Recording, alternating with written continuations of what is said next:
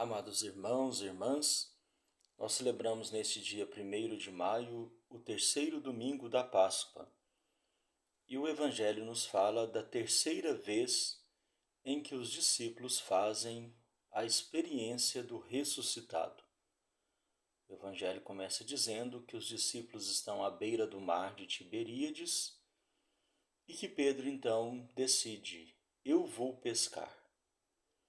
Aqueles discípulos estão naquele momento desiludidos, estão passando por um momento difícil depois da morte de Jesus. E quando Pedro diz eu vou pescar, é como se de certa forma Pedro estivesse desistindo da sua missão, desistindo de seguir a Jesus. Porque ele está voltando à sua vida de antes, lembrando que Pedro era um pescador. Então, quando ele diz eu vou pescar, é como se ele já estivesse sem esperanças. Eu vou voltar para o que eu fazia antes. Aquele homem morreu, nos prometeu um monte de coisas, nos prometeu uma vida nova, um monte de coisas. Foi crucificado e morreu, acabou tudo. Então, eu vou pescar, ou seja, eu vou voltar para a minha vida de antes, né? Acabou tudo. Eu vou retornar para o que eu era antes. Mas eles pescam a noite toda e não conseguem apanhar nada. A noite aqui é muito simbólica, amados irmãos e irmãs. Eles estão pescando à noite. A noite é símbolo da ausência de Jesus. Eles estão tentando pescar, mas não conseguem, porque eles não estão fazendo a experiência do ressuscitado. A experiência do ressuscitado é o fundamental, é o fundamento da comunidade cristã. Por isso, qualquer atividade da comunidade cristã tem como fundamento a presença do ressuscitado. Então, sem essa experiência fundamental do ressuscitado, nada que nós fazemos na igreja tem sentido. Então, por isso eles trabalham a noite toda em vão e não conseguem apanhar nada. Então, a noite aqui é símbolo daquele momento em que eles não estão fazendo a experiência do ressuscitado, em que eles não estão experimentando o ressuscitado. O ressuscitado é a luz. Por isso eles estão na escuridão. Por isso eles não conseguem ter sucesso. Mas ao amanhecer, Jesus aparece na margem. Inicialmente, eles não reconhecem Jesus. Pedro não reconhece Jesus. Quem reconhece Jesus, o Evangelho nos diz, é o discípulo amado. É interessante observar isso. Por que o discípulo amado? Porque ele é movido pelo amor. O reconhecimento do ressuscitado se dá na experiência do amor. Não se dá na experiência do medo, na experiência da curiosidade, na experiência de querer ver Jesus aqui ou acolá, mas se dá na experiência do amor. Por isso, é o discípulo que se deixa mover pelo amor que é capaz de reconhecer o ressuscitado. Esse é o discípulo modelo, digamos assim, né? É o discípulo que todos nós deveríamos ser. O discípulo de Jesus que se move não pelas leis, não pelo interesse, mas que se move pelo amor. Esse discípulo é que é capaz de reconhecer a presença do ressuscitado.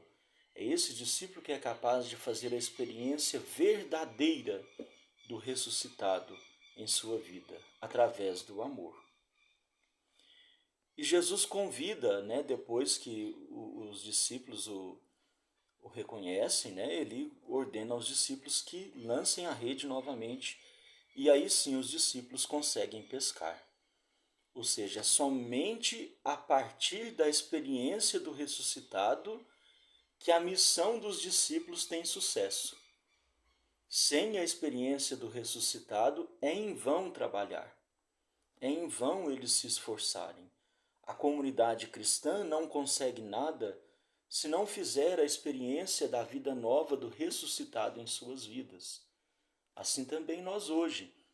Nós podemos realizar muitas obras, mas o mais fundamental é que tenhamos essa experiência como base, a experiência do ressuscitado em nossa comunidade. É ela que vai tornar a nossa missão fecunda. Sem a presença do ressuscitado, nós vamos lançar as redes e também não vamos pescar nada, né? Então, a partir do momento que eles reconhecem Jesus, a partir do momento que eles fazem a experiência do ressuscitado, aí sim o seu trabalho produz fruto. E logo após a pescaria abundante que eles realizam, Jesus os convida a comer. Esse é um gesto muito bonito da parte de Jesus. E é um gesto que se revela também em outros momentos em que os discípulos fazem essa experiência do ressuscitado, como por exemplo no Evangelho de Lucas, os discípulos do caminho de Emaús. A comensalidade é algo muito profundo aqui dentro dessa ótica do Evangelho. Então Jesus os convida a comer com ele, a partilhar o pão, a prolongar aquele gesto de amor na partilha do alimento. E é também uma forma que o Evangelho encontra de dizer que não é uma mera ilusão, é uma experiência verdadeira, porque eles sentem o ressuscitado que partilha com eles o pão. Então não é um sonho, não é um devaneio, mas é uma experiência real que aqueles discípulos estão experimentando. E por fim, nós temos aí a cena de Pedro, em que Jesus pergunta a Pedro se ele o ama e confia a ele o cuidado do seu rebanho. É interessante observar aqui que Jesus pergunta 3 vezes a Pedro. A essas 3 vezes que Jesus pergunta se Pedro o ama, corresponde também às 3 vezes em que Pedro negou Jesus. Pedro, tu me amas? E Jesus confia a ele o cuidado do rebanho depois de Pedro confirmar que sim, que ele o ama verdadeiramente. Para cuidar do rebanho de Jesus, para cuidar da comunidade dos seguidores de Jesus, é necessário amor. Aqueles que estão à frente, aqueles que são os dirigentes da comunidade cristã, devem exercer esse papel no amor. Senão, não são líderes autênticos. Por isso, inicialmente, Jesus coloca à prova o amor de Pedro. Tu me amas de verdade? Por isso a pergunta se repete por 3 vezes.